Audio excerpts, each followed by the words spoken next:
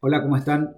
Bueno, en el video anterior vimos las generalidades de la documentación para los permisos de construcción y particularmente lo que la municipalidad suele revisar en nuestra documentación de arquitectura. Ahora vamos a entrar de lleno en la documentación gráfica, que no es documentación que pide la municipalidad, es documentación específicamente de obra, con la cual vamos a poder ejecutar correctamente nuestros trabajos. El primer plano que vamos a ver data de una situación especial que se llama el punto de inserción. El punto de inserción es ese punto que vamos a adoptar en nuestro terreno, del cual vamos a relacionar nuestro punto de eje de replanteo, el origen del replanteo. No necesariamente tiene de ser el mismo. Puede ser que el punto de implantación coincida con el eje cero o el punto cero de replanteo. Sería lo conveniente. Pero muchas veces ese punto de inserción simplemente es un elemento determinante, existente en la obra o ejes de calle, algo así, a partir del cual por coordenadas definimos un punto de replanteo. El punto de implantación y el plano de replanteo son dos elementos que van generalmente juntos. A veces, por razones obvias, el punto de implantación no se marca específicamente en un plano. Si tenemos una construcción en un barrio cerrado o con construcción perimetral de otros vecinos y la parcela está perfectamente definida, bueno, no tiene mucho sentido poner un punto de implantación. Pero si estamos haciendo un emprendimiento en un terreno grande, estamos haciendo un hotel en la montaña, es fundamental determinar con qué punto inamovible vamos a contar para que refiramos todas nuestras medidas y nuestro eje de replanteo y nuestros niveles, etcétera, a ese punto que llamaremos punto de implantación. Bueno, este es un típico plano de punto de implantación. Fíjense que la huella del edificio está marcado con un sombreado, nada más, no hay más información que esa, porque en este plano no es eso lo importante a mostrar. Lo importante es mostrar de qué punto y a qué referencias está ubicado el punto de implantación. Este punto de implantación, que dice referencia 0 de replanteo y nivel sugerido de corralito, está ubicado a 10,50 metros del eje de una calle y a 12,50 metros del eje de la calle perpendicular.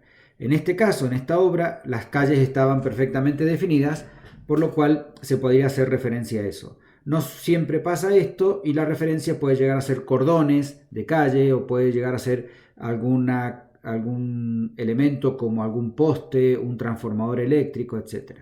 Lo que sí está indicado en este plano es la ubicación sugerida para hacer el corralito, para replantear y tirar todas las líneas correspondientes. Y también existe la ubicación del estacionamiento para el personal, un playón de movimiento de materiales, una oficina para la dirección técnica existente, baños para el personal y en este caso el obrador o depósito de materiales. Esto es importante, es una obra de alguna manera simple donde esto ha sido fácilmente ubicable. Hay veces que esto se complica y no es fácil tener obras con mucho espacio para trabajar. Entonces el plano de punto de implantación sirve para organizar estas cosas, dónde va a estar los vehículos, dónde va a estar la oficina, dónde va a estar los materiales y dónde va a ser el movimiento. Por eso es importante, en este caso no está marcado, pero es importante indicar si las calles son de doble mano o si son de una sola mano para entender también el movimiento de camiones para ingresar con material a la obra. Esta escala, en este caso, está en 1 en 250. La escala de los planos de replanteo suelen ser escalas grandes, 1 en 500 puede ser, 1 en 250, porque en definitiva lo que tenemos que mostrar es la generalidad del terreno y su punto de implantación. Bueno, el otro plano es el plano de replanteo. Puntualmente arrancamos con un valor 0 de coordenadas determinado por ejes X e Y que determinaremos a partir del punto de inserción o coincidente con el punto de inserción. Es importante que el plano de replanteo tiene que estar especialmente acorde al tipo y características geométricas de nuestro terreno y de nuestro proyecto. No en todos los casos es conveniente que el punto de cero de replanteo esté a la derecha o esté a la izquierda o esté al medio. Eso se verá en cada caso según la geometría de lo que vamos a replantear.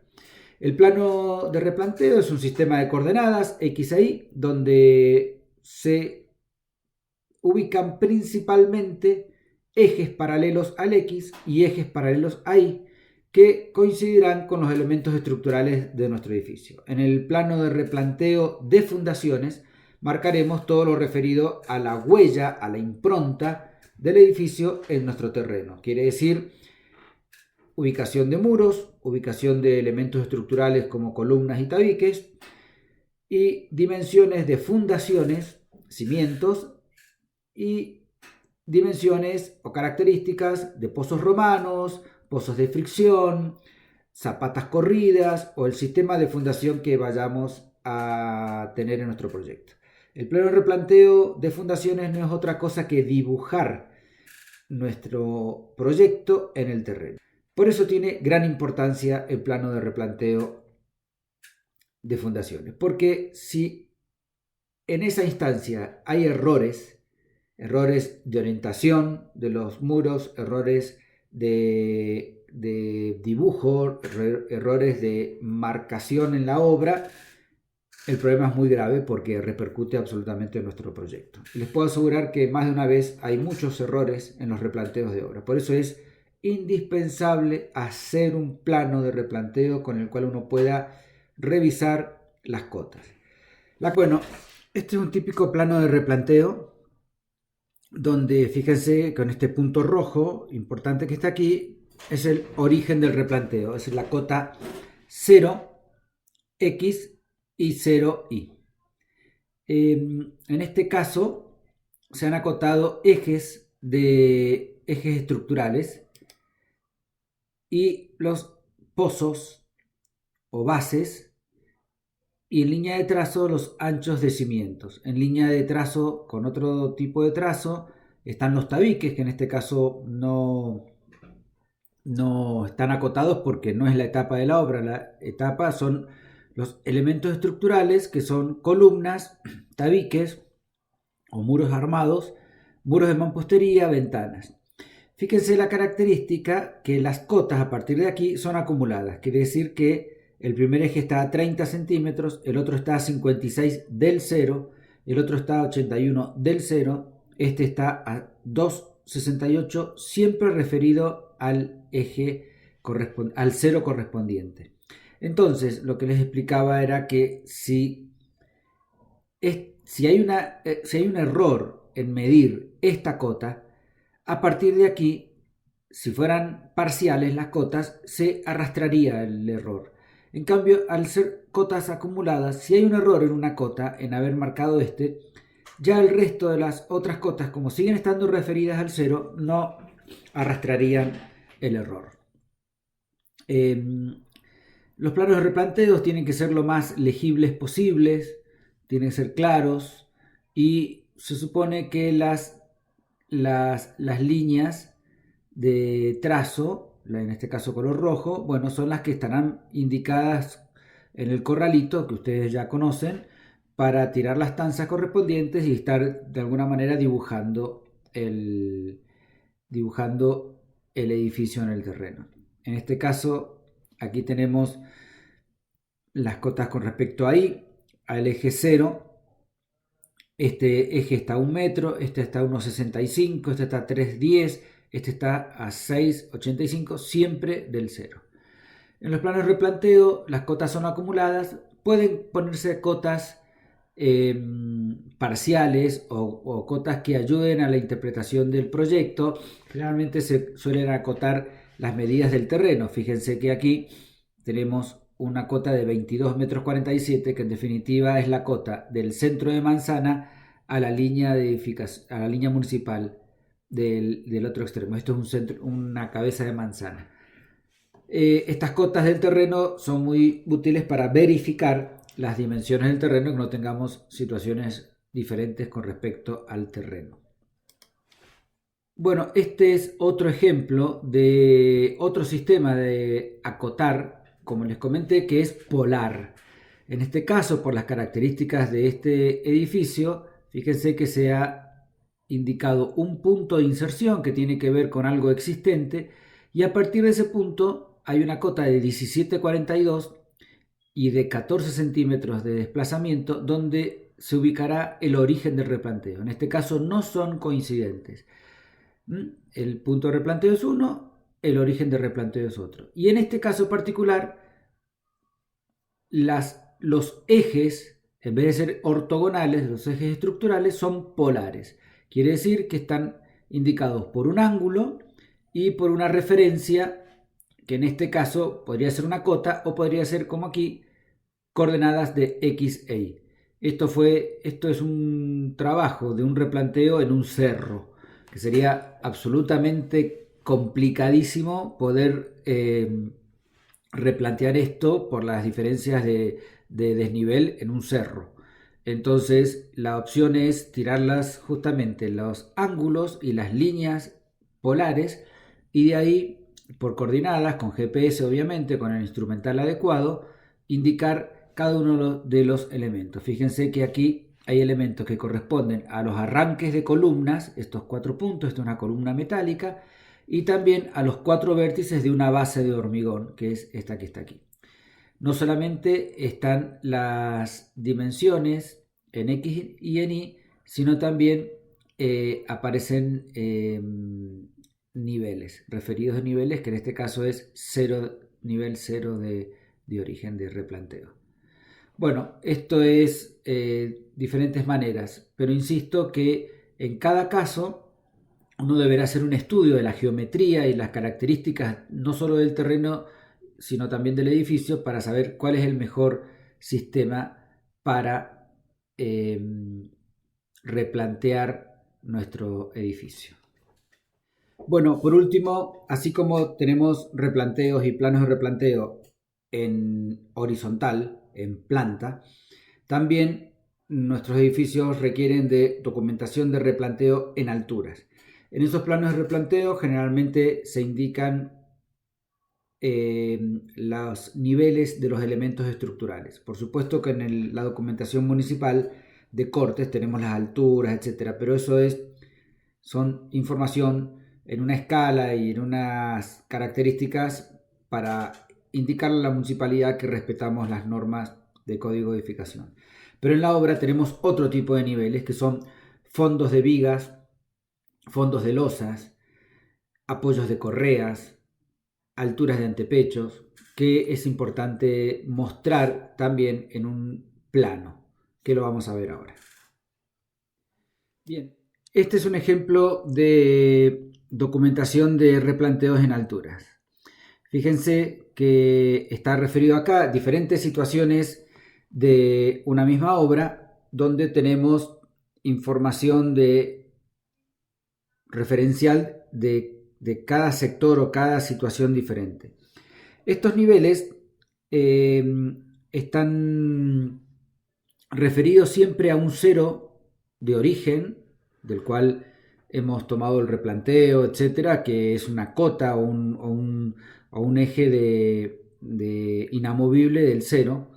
Y luego, si nos fijamos, tenemos un nivel más 20 que es de llenado de cimientos, es el que está aquí. Tenemos otro nivel más 1,72 que es alturas de antepecho.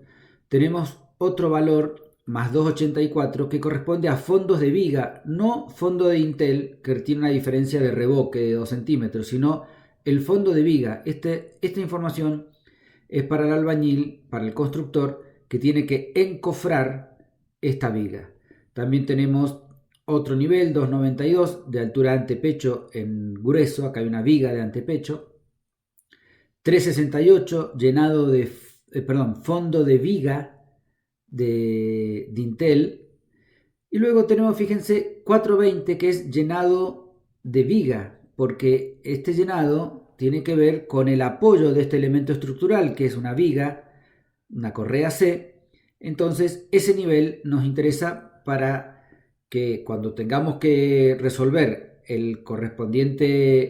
la correspondiente pendiente del techo, al tener la viga superior con su nivel más 420 de llenado y la viga inferior más 303 de llenado, supuestamente esa diferencia nos va a dar la pendiente que tenemos en planos. Si no tenemos estos datos precisos de las llenadas de los diferentes elementos estructurales, no vamos a saber si la pendiente resultante o la diferencia, en el caso de tener, por supuesto, techos inclinados, va a ser la que nos pide el proyecto.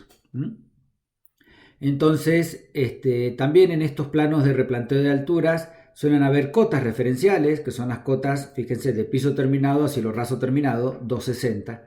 Para llegar a esos niveles tenemos todos estos elementos de llenados de fondos de viga, de llenados de losa, de apuntalamientos, etc. Bien, este es otro ejemplo donde aparte de la cota está escrito de qué se trata y no está mal. Por ejemplo, con respecto siempre al cero que dice en este caso de eje de calle, tenemos nivel de terminación de vereda, bueno, en este caso no está indicada. Tenemos fondo de viga de dintel, está aclarado.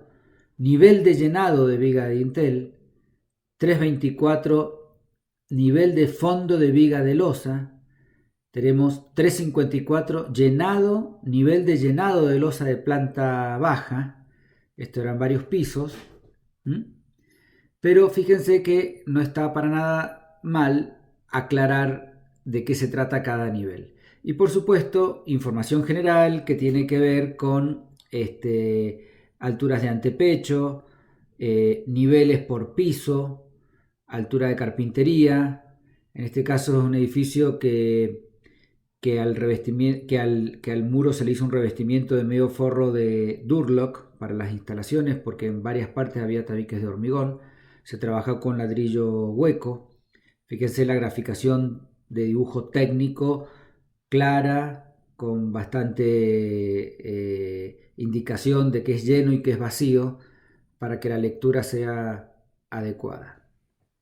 Bien, con esto terminamos este trabajo con un correspondiente trabajo práctico que ya le indicaremos con una guía para el trabajo práctico de punto de inserción y plano de replanteo. El próximo tema que veremos va a tener que ver con planos de cielo rasos y solados.